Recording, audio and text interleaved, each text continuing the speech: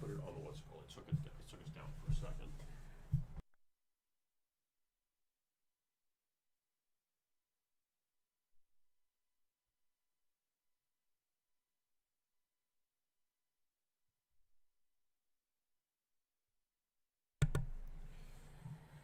All right, let's get the show started, right?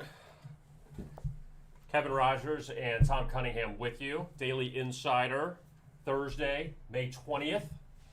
And we got a lot going on with, what we got? PGA Championship playoffs. We got the NBA playoffs. We got the Stanley Cup playoffs rolling along. So let's get right to it. Kevin Rogers and Tom Cunningham with you. And let's begin with the public service announcement that we have every day. The Daily Insider contest, which we do every day from Monday to Friday.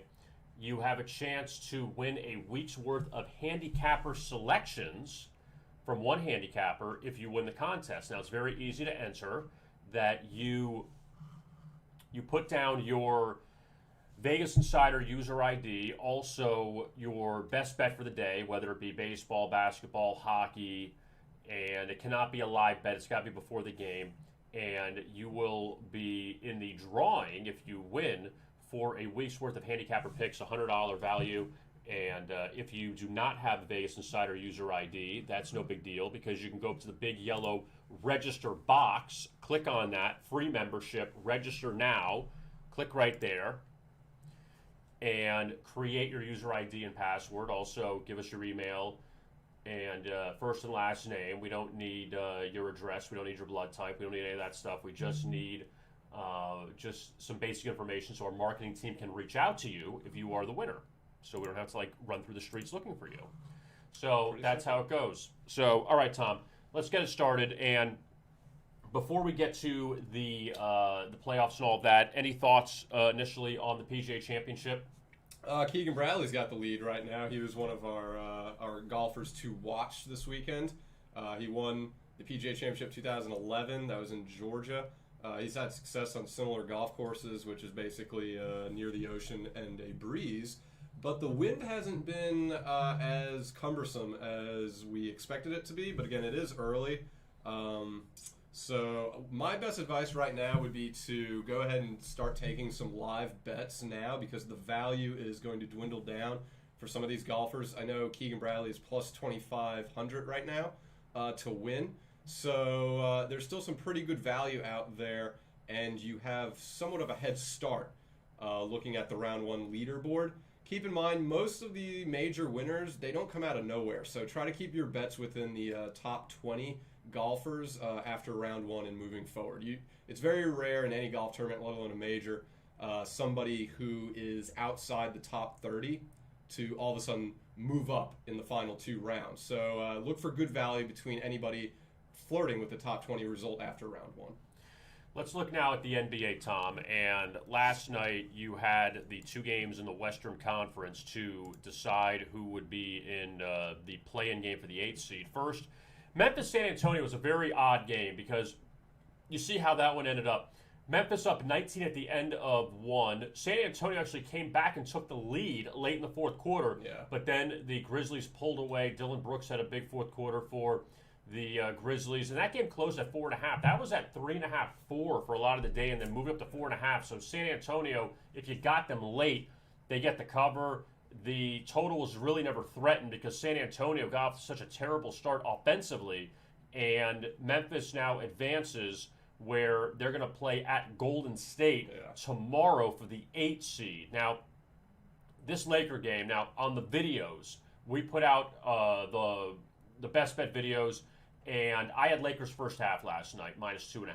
The reasoning behind that was the Lakers, in their 3 games they played against Golden State, they destroyed them in the first half every time. Now, could you say you buck the trend and just go a different way just because? You could have, but nobody in their right mind is going to predict the fact that LeBron James, Anthony Davis, and Dennis Schroeder are going to go 3 for 27 from the floor in the first half. They were still hanging around the Lakers for as bad as those 3 guys were in the first half. They still were kind of hanging around. They just had to make one last run. Steph Curry had a couple of threes late in the quarter to kind of put it away as far as Golden State winning the first half. But the Lakers, for as bad as they were, they still were kind of hanging. And then you saw what happened in the second half where the Lakers took the lead. LeBron hit the big three at the end to give the Lakers the lead for good. They won by 3. They didn't cover. So now the Lakers advance. They play Phoenix in the first round. Golden State and Memphis, who just played on Sunday in San Francisco, they play again in San Francisco coming up on Friday. So, with all that being said, Tom, your thoughts from last night? Dillon Brooks, I'll tell you what, every shot he took from the free throw line was automatic in that fourth quarter. I mean, it was literally just high screen, pick, roll, get to the free throw line and let Dillon Brooks hit that jumper that is so smooth to watch. It's fantastic. So, my initial thoughts from the first game was, holy cow, Dillon Brooks is a machine. If he can keep this up, he's going to have a nice long career with the Memphis Grizzlies or wherever else he ends up in his future. And then in terms of the Lakers game, I understand you have Anthony Davis and LeBron James on the team. There's really, for me, no excuse Golden State should have lost that game after having such a good first half against the Lakers. And so I now have more conviction in Memphis going into Friday's game than I do Golden State. I understand Golden State is at home, and I believe they're the favorites, or they're probably going to be the favorites. 3.5. Yeah, I just, after that meltdown that they had, again, I understand it's against Anthony Davis, LeBron James, and the defending NBA champions, but honestly, that's a game I thought Golden State should have closed out. They didn't. Memphis looked good. They held back a ferocious Spurs team that was coming for them, and like I said, Dillon Brooks was very impressive. If they can run that top of the key high screen with the pick and roll and get Dillon Brooks into that circle by the free throw line, that just seems as automatic as almost any play right now that I've seen in the NBA playoffs. So I expect Dillon Brooks to continue playing well. Golden State's going to have to defend him. And look, Jonas Valanciunas, I'm not sure who's going to defend him in the paint. He's probably going to go for another 20-20 burger against Golden State. Draymond Green's going to have to step up on the boards in this one. I do agree with you that I think Memphis will be a tough out in this game against Golden State coming up on Friday. And now the Lakers take on the Suns, and Phoenix is a short favorite in that game coming up on Sunday. So not to say that the Suns wanted to avoid the Lakers, but LA somewhat survived that game against Golden State. Now at least they know they're in, and Phoenix is the 2 seed. So if somehow if the Lakers can get out of it, they play the 3-6, who's either Denver or Portland. So I guess it was pretty smart on the Clippers' part to avoid the Lakers, because the Lakers knocked out both Denver and Portland in the playoffs last year. So, we'll see how that one goes. Yeah. Now, tonight, we have the Pacers and the Wizards. That's the play-in for the 8 in the East after Boston beat Washington a few nights ago. So Boston plays Brooklyn Saturday, and the Pacers take on the Wizards coming up tonight. Now, with this matchup between Indiana and Washington, a couple things. Number one, that the Indiana Pacers, they've lost 3 times to Washington so far on the season. All right? So they've lost to them 3 times already. All right? That's number one. We're going to take that down for a second. So that's the first thing. Secondly, all 3 games that Washington and Indiana played all sailed over the total. The last game was 250, all right? Yeah. And that one went to overtime. That was at 248 going to overtime. And then it obviously went over to overtime. Now tonight's total's down to about 239. I think this one goes under tonight. Yeah, it could. I like Washington. There's a couple trends back that say they should win. The Wizards have won 14 straight games against a team with a losing record. They've also covered the spread in 4 or 5 home games when facing Indiana. Me and my prop bets. Bradley Beal to get over 4.5 assists is plus 110. Bradley Beal has seen 6 or more assists in 5 straight home games when facing the Pacers. Malcolm Brogdon has seen 8 or more assists in 4 or 5 road games. You can get him to go over 6.5 assists for plus 105. I don't know. I think Washington at home does get the job done. I think that they should cover the spread. If you don't have any conviction in the Wizards, or you're unsure and feel that Indiana could possibly make a game out of this, I think if that's the case, Sabonis is going to have to play well. You can get Sabonis over 25.5 points for -101. That's basically even at that point. He has scored 30 or more points in 3 straight games when facing Washington. So there's some good prop bets to consider, but I do think if you're looking for a winning market, I think Washington is fine in taking tonight. Yeah, the Pacers, the one thing I'll give them is, in spite of Karis LeVert being out due to the health and safety protocols, they did have other guys step up on let's say Thursday, on Tuesday. Now, here's the thing. Number one, they're not going to score 144 again against the Washington Wizards. That's just not going to happen. But you had guys like Doug McDermott step up. Brissett, the young player out of Syracuse, he stepped up as well. And even Sabonis didn't have a great scoring game on Tuesday. But, I mean, Indiana's lost to Washington already 3 times this season. And now you're playing them again, and Washington's a short favorite. I just don't know past Bradley Beal and Russell Westbrook who's going to step up in that game. Yeah. That's what concerns me. You brought up McDermott. We liked him as a prop bet to score over 13.5 points against Charlotte. Doug McDermott, you can go ahead and take that same prop bet over 13.5 points. He has scored 17 points or more in 5 straight games. So Dougie Buckets is definitely proving to be a pretty good scorer. He's had back-to-back 20-plus point games. So I think you should take advantage of the small point total line that you're given for Doug McDermott because he is one of their top scorers as of right now.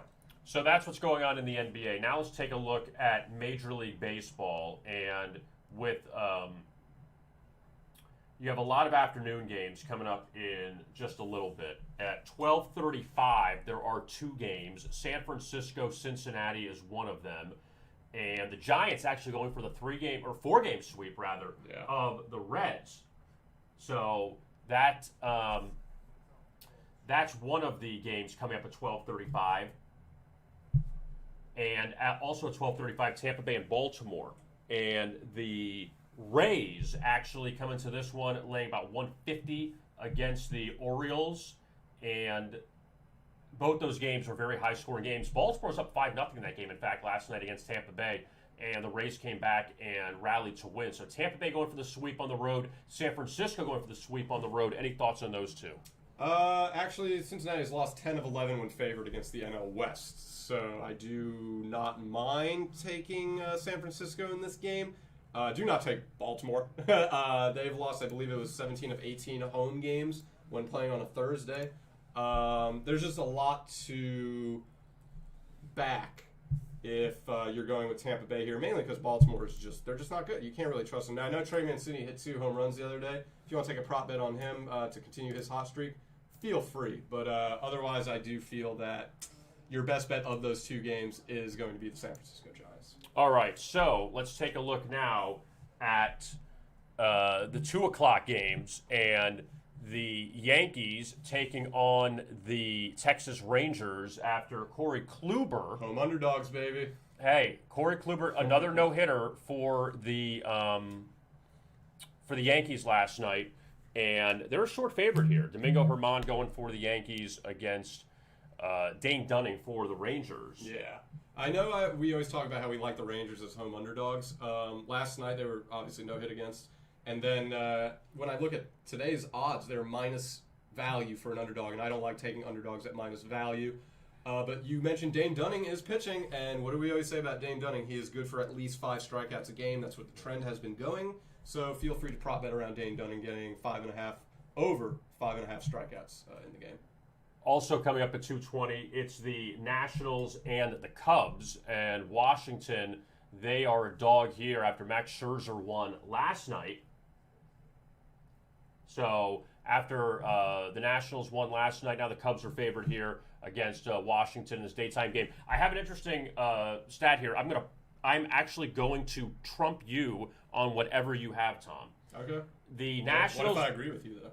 I don't know about that. The Nationals this year, in 11 or 12 series that they've played, the series finale, they've gone under in all but one, and in the one that they didn't, they pushed. Oh, wow. So that one, we'll see. Yeah.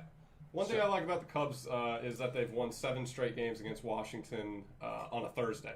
And so, you could go with the Cubbies, but again, they're minus value in a game which I would consider a coin flip. So, Kevin, I think I'll back you there. I don't really have a trend to argue against with you on that. So, you know what? Sure, I'll buy it. You're gonna buy that. You're gonna buy that one with me. You're gonna buy that one. Yeah, well, okay, the Cubbies have covered the run line in 3 straight games against Washington, and since they are the favorite, you will be getting them at -1.5 for plus value. Maybe consider that if you don't want to spend the minus value on Chicago in what I would consider a coin flip game. But yeah, I'll buy what you're selling on that one. As far as the other games coming up this afternoon, you have the we mentioned the Yankees. The Rangers, and we talk about the Rangers-Yankees. Astros-A's is actually another game that is very interesting, considering the Astros, they lost the first game to the A's, then they won the second game against Oakland last night, in which they ended up scoring 6 runs late. And in that game, when they scored the 6 runs late, here we got DraftKings here. We'll look at the lines. All right. We are rocking and rolling now. Okay, so the Astros right now laying 120. Okay, so they end up scoring 6 late runs. I had the under in that game last night, Tom, in which the Astros scored 6 runs late to go over the total of 8.5. It was 8.5. The final score was 8-1. So that was a pretty bad beat as far as Houston getting late runs. But Cole Irvin, he's the starter for the A's this afternoon. He's been actually pretty good for them. But also on the flip side, he is 0-4. The A's are 0-4 when he's a dog this year. So that's kind of interesting. Well, the over, as you mentioned, that now marks the 3rd straight game in the series between these two teams that the run total has gone over. The underdog, Oakland, has covered the run line in 3 of the last 4 games against Houston. Actually, Houston's win over Oakland yesterday was the first win for Houston against Oakland in its last 3 attempts. So Oakland has just won outright 3 of the last 4 meetings against Houston. The Astros, they have won 10 straight games when playing in Oakland during the daytime after winning on the road the day prior. So you know what? I think I might go with the run total going over in this one, just based off the fact that 3 straight games they have gone over. And quite frankly, Cole Irvin and Luis Garcia, they could go out there and perform well in this one. But I'm going to go off the trends here and go with the run total going over in this one. In terms of a winner, I would actually lean Oakland plus value. They've won 3 of 4 against Houston. But then you have the Houston trend telling you they've won 10 straight in Oakland during the day. So I think I might just leave the win market alone, but if you like the win market, I would rather go with the home team for plus value with the Oakland Athletics, just because it's better value, and they've won 3 of 4 against Houston straight up. The Twins play the Angels in a doubleheader. This was a rescheduled, I guess I can't really call it a series, but rescheduled games after Minnesota had some COVID issues. I mean, you see how things have really not worked out for Minnesota. Now, this is interesting, Tom, because Minnesota is going out to Anaheim for 2 games, standalone games. I mean, granted, it's a doubleheader. Then they're going to Cleveland after this. So this is not a weekend. So they went from Minnesota yesterday, where they played the White Sox. They lost to the White Sox. To Anaheim for 2 today, for 2 7-inning games. And then they go back to Cleveland. Yeah. So you kind of wonder with the Twins, I always like this trend. And it's I don't know how effective it is with the doubleheader as opposed to playing a normal 9-inning game. I always like backing road teams in this situation because everyone thinks that, it's going to be too much for them. They're playing. It's like the home team that I feel like the home team isn't as focused as the road team in these scenarios. And the Angels, coming off of a loss to the Indians last night, and they lost that series to Cleveland, and Ohtani pitched last night, and they lost, that I would think that Minnesota can grab one, if not both. I just cannot see the Angels sweeping both these games today. Well, Minnesota's won 4 of 5 against the Angels, so you got that. They've covered the run line in 3 of 4 against the Angels. I mean, this is a battle of 2 underachieving teams this year, so I wouldn't have any conviction in either of them in this game. The run total has gone over, however, in 4 of the last 5 meetings played between both teams. and you're talking about, what is the run line? Yeah, 6.5 due to the 7-inning game. So maybe look into that regard of the run total going over. But you see, looking at DraftKings odds, it's minus 118. So it is a little expensive. The underdog has won 4 of the last 5 between the two teams. But again, if you look at the odds right there, you're looking at basically a split money line. There's not really a true underdog or a true favorite. But if you go to the run line, you'll see Minnesota is the favorite given the minus 1.5. So, you know what? This is one I'm going to stay away from. I'll take the over, but I have no conviction in either of these teams. They've been completely underachieving all year. You talked about Minnesota's road travels recently. You talked about the disappointment the Angels have had when they had their ace on the mound against the Indians.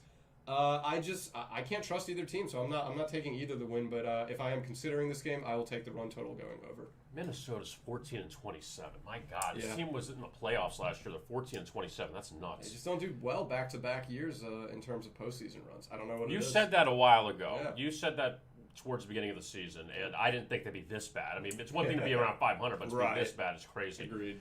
All right, so that's one of the night games. That second game's a 7 o'clocker.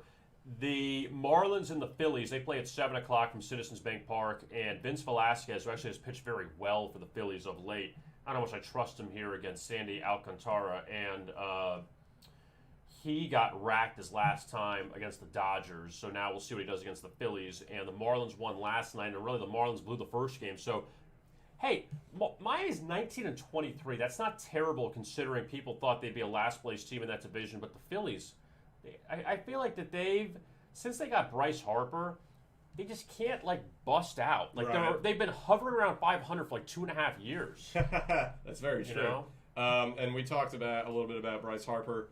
Has had a few opportunities this year in the 9th inning with the bases loaded. He's actually struck out. He hasn't even put the ball in play. So there is that. Miami's won 4 of 5 against Philadelphia. They've covered the run line in 3 of 4 against Philadelphia. And Miami has also won 8 of its last 9 games when playing on a Thursday night. Miami is given minus 103. I think that's fair to try. It's not plus value, but it's the closest thing you're going to get for a minus underdog. So I have no issue taking the Marlins in this one.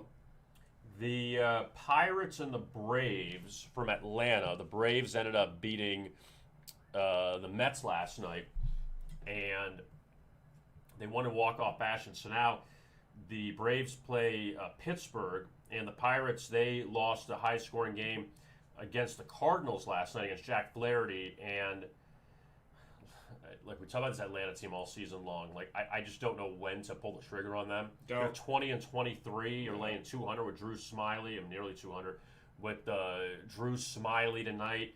And this guy, Will Crow, actually hasn't been that bad for the Pirates. But,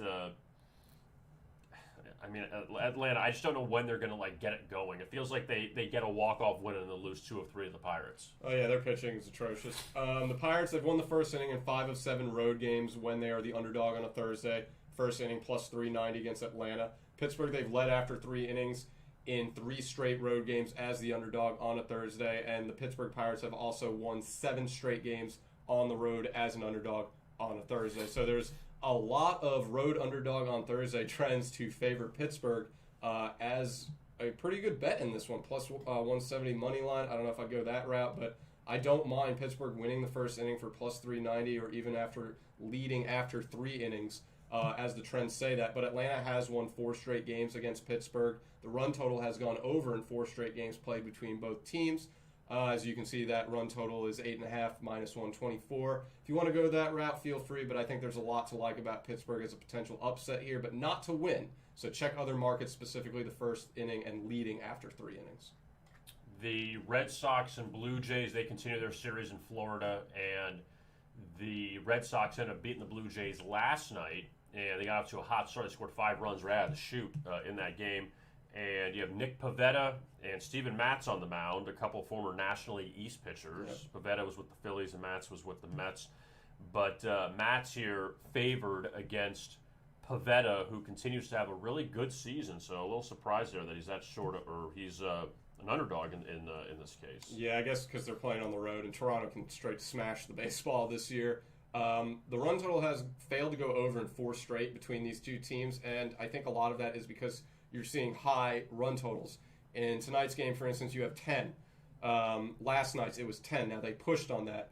The game before 9.5, before 10, 8.5. So these are high run totals that these teams are going under on. So maybe take advantage of the odds makers being a little overzealous on the run total and try going under. As you can see, most people are going that way anyways, minus 114 to go under 10. In terms of a winner, the Red Sox have won 9 of 10 as the underdog after winning the game prior, so feel free to take them for plus 115.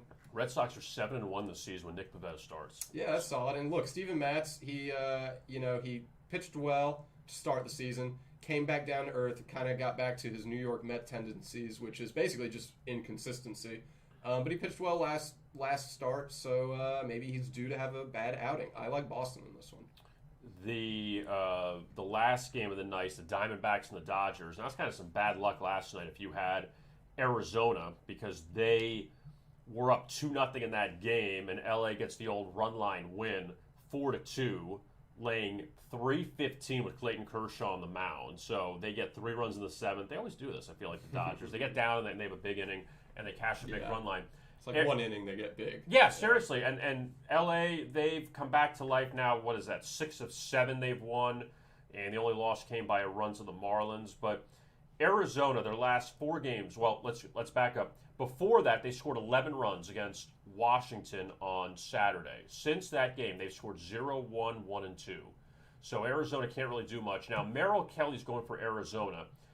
There still is no word on who the starter is for the Dodgers. It says here on DraftKings that Trevor Bauer's going.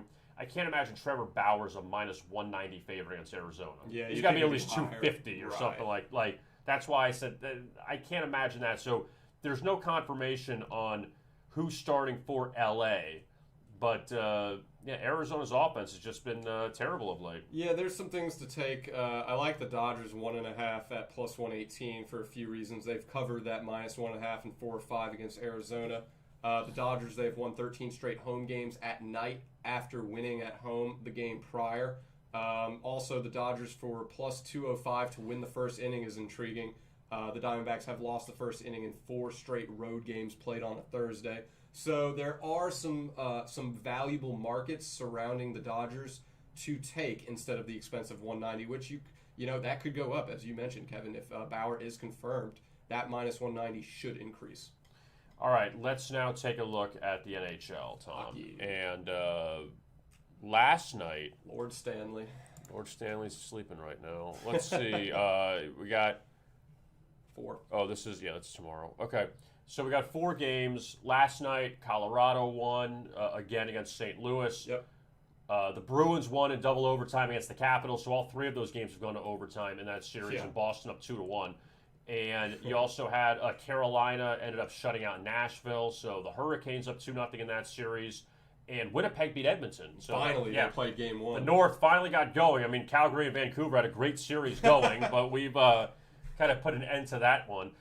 Okay, so let's look at tonight now. Panthers Lightning's the first game at 6:30, and Chris Driedger will start again in net for the Panthers tonight. No Sergei Bobrovsky, so Joe Quenneville going with Driedger. I mean, look, if you watch the game on Tuesday, the Lightning won 3-1. Now Bobrovsky gave up 5 goals in the opener against Tampa Bay, so Quenneville went with Driedger in game 2. He played well in game 2. Out of the 3 goals, 1 was an empty netter, so obviously he doesn't get credit with that. The first goal was knocked in by one of the Panthers off of Steven Stamkos' pass in front, and the other one hit off the post and then it was a rebound put back in. So Driedger actually did not play that poorly. No, he didn't. And those goals were early in the game, too, if you recall. He basically had a shutout almost the entire game after that. Yeah, the problem is the Panthers couldn't beat Andrei Vasilevsky. And now the Lightning laying 134, Panthers plus 115. So you wonder if the total is going to go back up again tonight after you had a 3-1 game. You had 5-4 in the first and 3-1 in the second. But, this is a tough spot for the Panthers. Already a 2-0 hold. It's very tough. Now you're going to a venue in which the Lightning have won 7 straight games on a Thursday inside.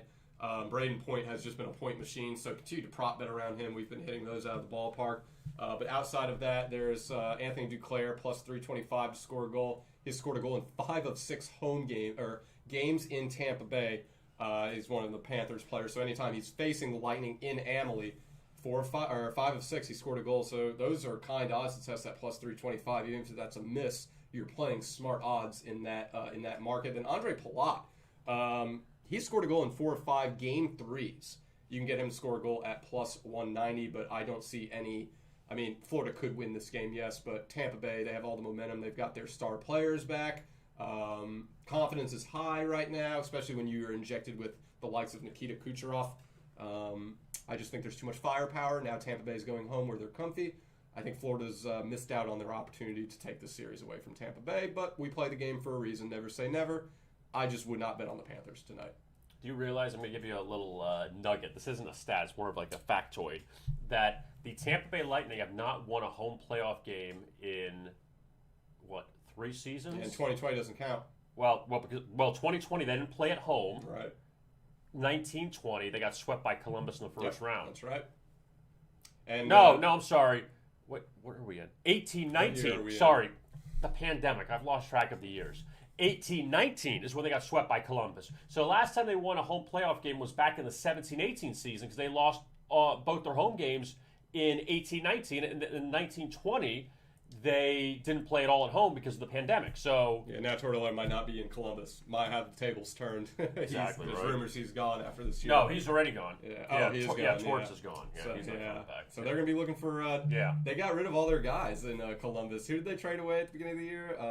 Well, they got Patrick Laine from Winnipeg. Yeah. But they traded away one of their main scorers. I forget who it was. But then now it just seems like Columbus, unfortunately, is now being.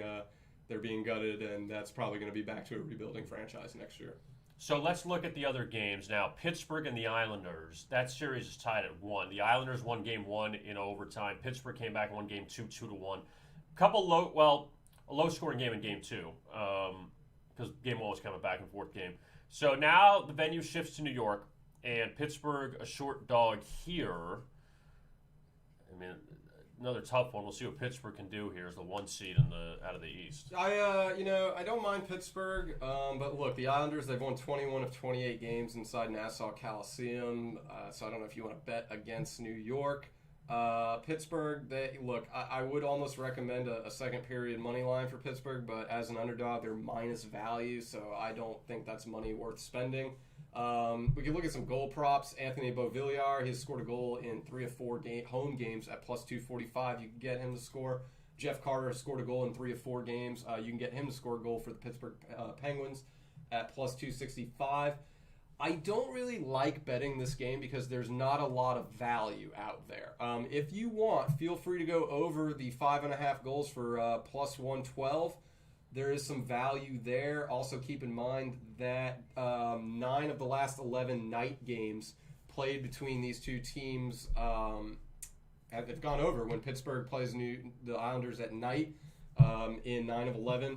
So I don't know. I don't think there's a ton of value out here. If you want to take a chance on the goal total going over some of those player prop bets I've just recommended, feel free. Sidney Crosby is always good for a goal usually, and you can get him for plus value. I just think this is too much of a coin flip game, and there's no value whatsoever. You could try Islanders at minus 1.5 for plus 220 if you're feeling really froggy and want to take a leap, but I think I'm gonna back out of this game.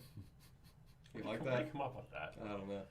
Tired. Montreal and Toronto, they start their series, and the Maple Leafs, a heavy favorite, laying 210 against the Canadiens. I mean, I think everyone's waiting for Toronto and Edmonton in the next round. Edmonton's down 1-0 to Winnipeg, so they got to get their stuff together. You know, everybody's looking for the McDavid, Austin Matthews matchup in the next round, but the Maple Leafs here laying 210. My God, against Montreal here in this opener, these two old rivals. Yeah, well, the Oilers are going to have to start scoring some goals against Connor Hellebuyck if that's the case. He might honestly take the Jets to the promised land if, one goalie gets hot in the playoffs. You know how far they can take a team. We've seen it with Jonathan Quick in the past with the Kings. But anyway, Toronto, they have actually lost the second period in 4 of 5 as the favorite following a road loss. So if you want to take a chance on Montreal to win the second period, money line at plus 135, feel free to do that. I don't see any way the Canadiens win this game, though. Toronto is just a far superior team to me. Austin Matthews, he has scored a goal in 6 of 7 games against Montreal. Now, his odds to score is minus 136, so I think you look elsewhere. Cole Caulfield has scored a goal in 3 of 4 as the underdog for Montreal. He has odds to score a goal at plus 275, but the most consistent goal scorer, 4+ value that you will probably get in this game is Tyler Toffoli for Montreal, so feel free to prop bet around him. If you don't want to take Montreal's second period money line for plus value, That's fine. You can take Toronto, but again, they're expensive, but they should win the game. I'm probably going to take Tyler Toffoli to score a goal, and I'll take a chance on Montreal winning the second period, but I do not expect them to win this game at all. The late game in Minnesota, excuse me, it's the Wild and the Golden Knights, and that series tied at 1-1. Still waiting for our first over in that series. I think it's tonight. You like that? It was 1-0 in the opener and overtime, 3-1 Vegas in game 2. And now basically pick them here back to St. Paul, and you think this is the one that goes over? Yeah, I think it's the one to try. To try to take over. You're getting plus value. Keep in mind that these two teams played at the beginning of the month, and the final score of that game was 6-5. And I think you're starting to see signs of more goal scoring. Keep in mind also the defense for Vegas is night and day better at home than it is on the road. So I do think you will see more of susceptibility from both Cam Talbot and Marc-Andre Fleury inside Xcel Energy Center as opposed to T-Mobile Arena. So I think the fact that they're going to Minnesota, the fact that the under has hit so often, but these two teams put up 11 goals at the beginning of the month when they played each other. Also keep in mind, Minnesota has gone over the goal total in 7 of 8 games inside Xcel Energy Center. I think there's a lot to like about taking a chance on the goal total going over tonight in Minnesota and Vegas. So you got 4 games tonight, and then tomorrow you have 4 more games. But I do want to get to a player prop bet. Yeah, I've been all over Kirill Kaprizov. He has yet to find his first career playoff goal, the young rookie. He has scored a goal in 3 of 4 home games, though, for plus 160. I think you take a chance on that. That's just me. I'm also seeing we have Steven Stoltz asking about the Yankees-Rangers under. Any thoughts there? Well, Kevin and Steven, you know, Kevin, I don't know if Steven knows, but you know that the Yankees go under a lot this year in baseball. They are their top 3, top 5 team in MLB going under. So if you feel good about that game going under, feel free to take it. The Yankees surprisingly go under way more often than I think anyone would think. So, well, that total's now at 7.5, and Aaron Judge is not playing today, or is not in the starting lineup today for the Yankees. So that's something to. Well, Aaron Judge and Giancarlo Stanton are both not in the starting lineup for the Yankees today. So a couple of the old boppers are out for the Yankees. So that's something to keep an eye on. I mean, Domingo Germán has pitched well recently for New York, and also Dane Dunning has been good at home, so I would not be opposed to the under. 7.5, it's a low one, but the Yankees, they've been hit or miss with that offense, and you got the no-hitter from Kluber last night. You know, I'm not going to say Domingo Germán's going to throw a no-hitter today, but I don't know how much the Yankee bats are really going to light it up there in Texas coming up today. So, and that's it. That's the only comment. That's all we got from, or we got anything else? Yep, that's it. Okay. Good. Sounds like a plan. All right. So, with all that being said, we'll be back with you tomorrow. And don't forget to leave your best bet for tonight in the comment section below. Leave your Vegas Insider user ID as well as your best bet. It cannot be a live bet. It's got to be before the game. It could be a first 5-inning play. It could be a first half play in the NBA. It could be a first quarter play. It could be a player prop bet. It could be any of that. It just can't be a live bet. So leave that under the comments section or in the comments section with your user ID from Vegas Insider, and you will be in the drawing, assuming you win, for the prize, which is a week's worth of handicapper picks from one handicapper on VegasInsider.com. And if you do not have a user ID, go to the big yellow register button in the top right-hand corner, and you will be registered, or you can register your user ID and your password. It's free, and then you can end up being eligible to win the prize. Right, and you'll be rich. You'll be rich with knowledge. That's what you win. It's like you go to a bookstore. You're getting knowledge. May not buy the book, but you're going to get the knowledge. So that's what we got. And for Tom Cunningham, I am Kevin Rogers. And Tom, send them off. Good luck with your plays. Go out there, make some money.